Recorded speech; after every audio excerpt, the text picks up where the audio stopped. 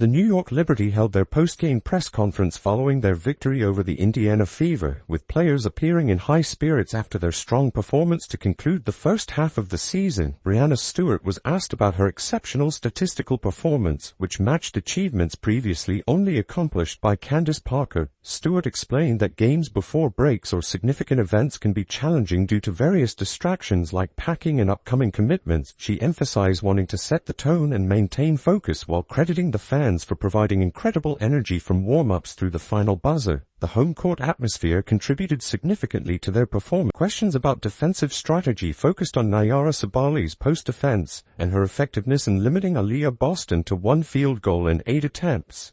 The coaching staff praised Sabali's physical presence and ability to match strength with opposing post players. Her role in pushing opponents further from the basket has been valuable, particularly on the defensive end, where her contributions start the team's overall defensive effort against larger post players. Sabrina Ionescu addressed the team's 3-game winning streak and their recovery from a previous loss to the Seattle Storm. She described the collective understanding that the team needed to find solutions internally and stay united. The team recognized they had been losing games through their own mistakes, particularly by not bringing proper energy or playing their characteristic style of basketball. The realization that settling into their natural game would put them in a strong position helped turn things around. Yeah, look, obviously Nyara is a big body.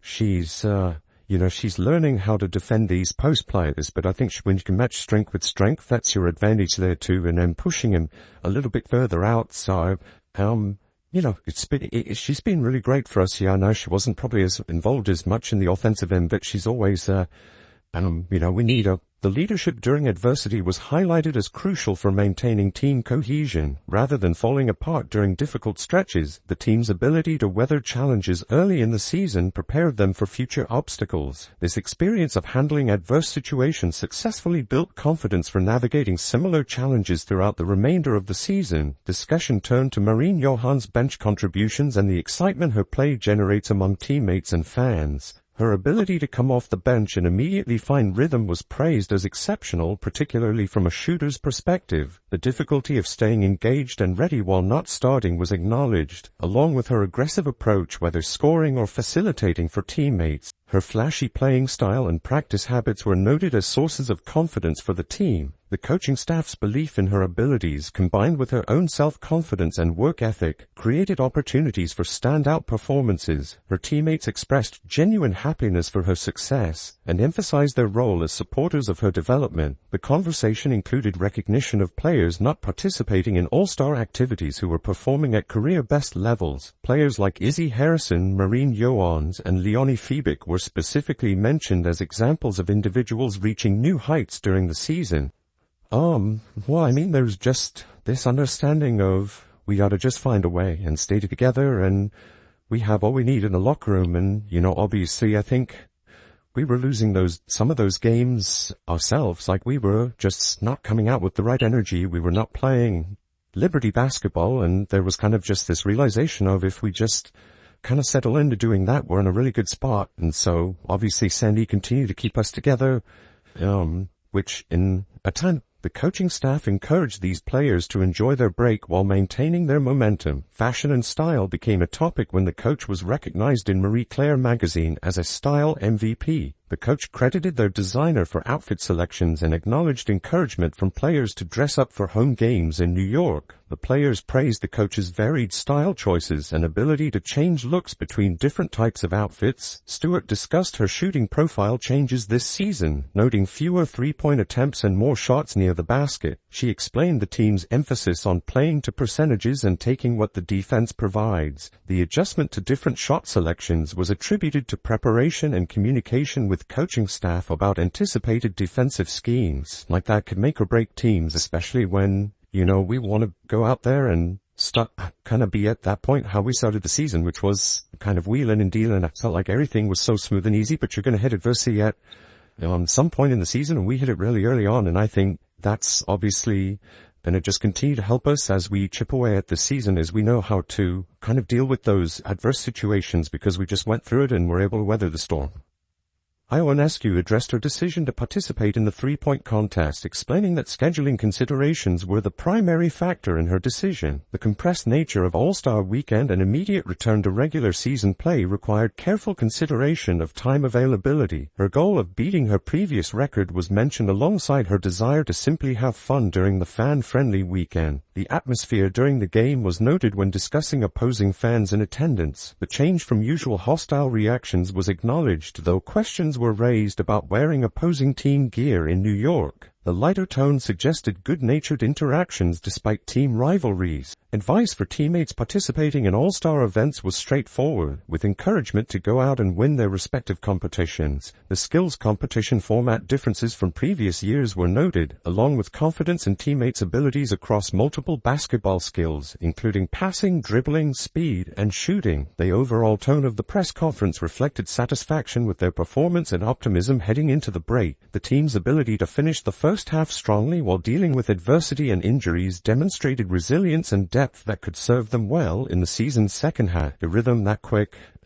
just like from a shooter's perspective, her ability to just stay locked in and engaged, and whenever her number is called, she comes out and she's really aggressive, whether it's with scoring or it's continuing to drive and make the passes that she's able to make, but it gives us a huge lift off the bench. Like, there's not many bench players in the league that are able to come out every single night and do what she kind of is able to do on a nightly basis. And so for us, like, we continue to pour into her, believe in her, and obviously she believes in herself. Like, she puts in the work, and for her to be able to shine like she did tonight, obviously we're all happy. The players' chemistry and mutual support were evident throughout their responses, showing a cohesive group that has learned to handle challenges together. Their preparation for the All-Star break appeared focused on rest and maintaining momentum for the demanding schedule awaiting their return. The discussion highlighted both individual achievements and team success, emphasizing how personal milestones contributed to collective goals. The balance between recognizing standout performances and maintaining team unity was apparent in how players discussed each other's contributions. The press conference concluded with expressions of support for teammates participating in All-Star Weekend events, demonstrating the team's commitment to celebrating individual success within their collective framework. The recent Indiana Fever versus Connecticut Sun matchup featured multiple concerning incidents that raised serious questions about player safety and officiating standards. The contest escalated beyond typical basketball competition into dangerous territory where physical confrontations overshadowed athletic performance. One particularly egregious incident involved Aaliyah Boston establishing position against Tina Charles in the post. Boston had successfully sealed off her defender, creating an advantageous scoring opportunity that should have resulted in an easy basket for the Fever offense. Clark initially hesitated to deliver the entry pass despite Boston's excellent positioning. The delay allowed the defensive situation to deteriorate as Charles became increasingly frustrated with her disadvantageous position against Boston's superior leverage. Have it under control in the last one,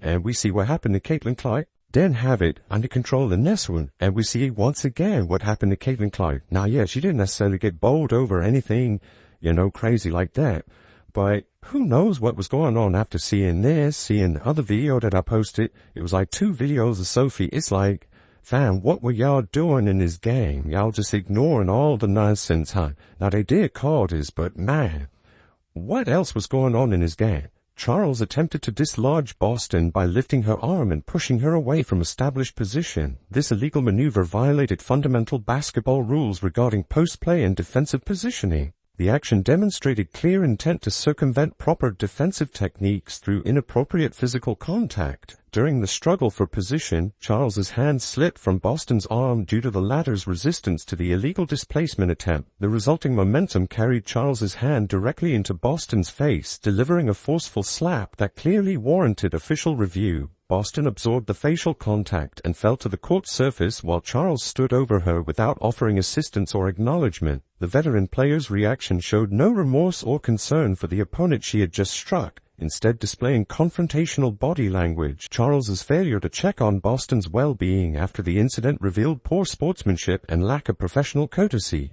Standard basketball etiquette requires players to acknowledge unintentional contact and demonstrate concern for opponent safety, particularly after facial strikes. The officials failed to recognize the severity of the contact or initiate appropriate review procedures. Despite clear video evidence showing deliberate arm manipulation followed by facial contact, the referees assessed only a common foul without further examination. Commentators expressed immediate shock at the incident, with broadcast audio capturing their speechless reaction to the obvious flagrant contact. Professional analysts recognized the severity of actions that officials somehow deemed acceptable within normal game parameters. 20 games in, man. 20 plus games in. We are already seeing nonsense like this. We gotta get it together, man. Come on, Kathy, where you at? Where you at, Kathy? You gotta get it under control, man. There's no way in the world you are allowing people to do things like this, man. Now, the only way you can get around is if you roll.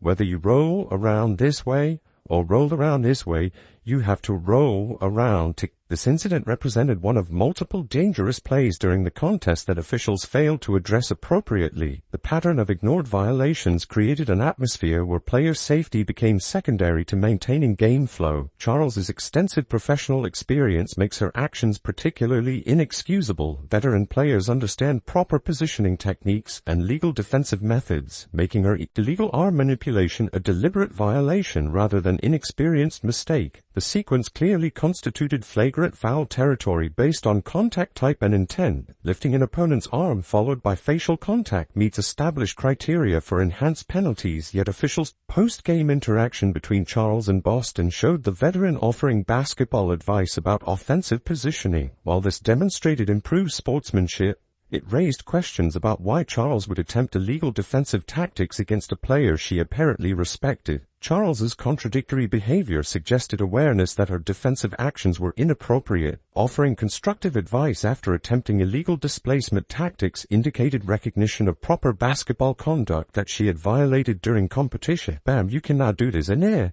her hand slides off her arm because, of course, Aaliyah Boston is fighting against her, right?